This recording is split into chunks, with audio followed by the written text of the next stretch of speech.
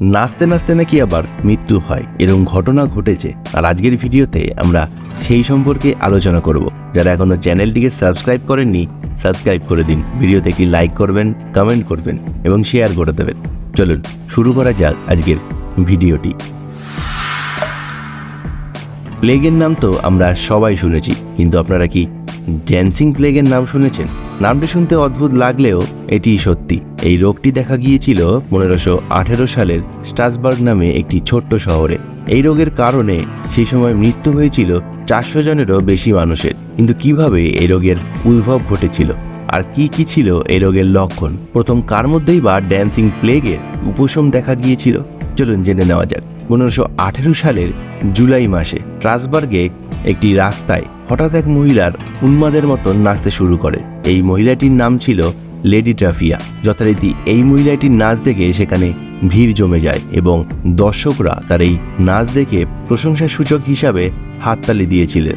সেই সময় কারোর পক্ষে এই নাচের পিছনে আসল কারণ জানা সম্ভব হয়নি। প্রথমে ব্যাপারটা স্বাভাবিক মনে হলেও পরে ব্যাপারটা স্বাভাবিক লাগেনি, কারণ লেডি ট্রাফিয়া এই নৃত্য ক্ষণিকের জন্য ছিল না, টানা 6 দিন উন্মাদের মতো নেচেছিল এই মহিলাটি। তিনি সন্ধ্যাবেলায় থামতো, আবার সকাল হলেই শুরু করতো তার উদ্দাম নৃত্য। এক সপ্তাহের মধ্যে তার এই নৃত্যে যোগ দিয়েছিল আরও 34 জন স্থানীয় লোক। সেই সময় এই বিষয়টি সম্পর্কে চিকিৎসকদের কোনো ধারণাই ছিল না, যার ফলে চিকিৎসকরা উল্টো পরামর্শ দিয়েছিল যে মানুষদের শরীরে জ্বর এসেছে এবং রক্ত গরম হয়ে গেছে, তাই তাদের আরও নাচলে এই অসুখ নিরাময় হবে। চিকিৎসকদের দেওয়া পরামর্শটি সেই শহরের সিটি কাউন্সিলে গ্রহণ করেছিল। এমনকি নৃত্যের জন্য একটি মঞ্চ তৈরি করা হয়েছিল। নাচার জন্য মিউজিক হিসাবে ব্যান্ড পার্টি ও বিভিন্ন রকমের সঙ্গীতের ব্যবস্থা করা হয়েছিল এবং সঠিকভাবে নাচতে শেখার জন্য নৃত্য প্রশিক্ষক নিয়োগ করা হয়েছিল। আগস্টের শেষের দিকে একটি আধুনিক দিনের কোনো এক কনসার্টের মতন অবস্থা হয়ে গিয়েছিল রাস্তাটি, যেখানে অসংখ্য মানুষ নাচছে এবং সেই নাচ দেখে হাসছে হাজার হাজার মানুষ। এরপর নাচতে দেখা মানুষও দলে দলে যোগ দিচ্ছে এই নাচে। সময়ে সময়ে বৃদ্ধি পাচ্ছে এই নাচের সঙ্গে মানুষজন। সময় বৃদ্ধি পাওয়ার সাথে সাথে মানুষজন অতিরিক্ত ক্লান্ত হয়ে পড়ছেন, যার ফলে স্ট্রোকে মৃত্যুবরণ করছে বহু মানুষ। কিছু কিছু স্থানে উল্লেখ রয়েছে সেখানে নাচতে নাচতে প্রতিদিন 15 জনের মৃত্যু হয়েছে। 1518 সালের সেপ্টেম্বর পর্যন্ত অব্যাহত ছিল এই নৃত্য প্রদর্শনী। ডান্সিং প্লেগের ঘটনাটি কি সত্য? ইতিহাসবিদ জন ওয়ালার লেখা এই বইতে ব্যাখ্যা করেছেন এর কারণ। ঐতিহাসিক বইগুলিতে নাচের বিষয়টি নিয়ে একটু দ্বিধাবোধ আছে।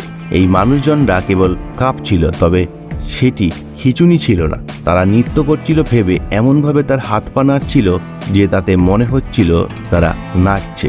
সেই সময়কার রাস্তা, গলি, পাবলিক মার্কেট মানুষদের নাচের বর্ণনা দিয়েছে একজন জার্মান প্রত্যক্ষদর্শী ও পুরাতত্ত্ববিদ জোহান সিল্ডার। তাদের বর্ণনা অনুযায়ী ওই সমস্ত মানুষজন দিনরাত কিছু না খেয়েই নেচে যাচ্ছিল।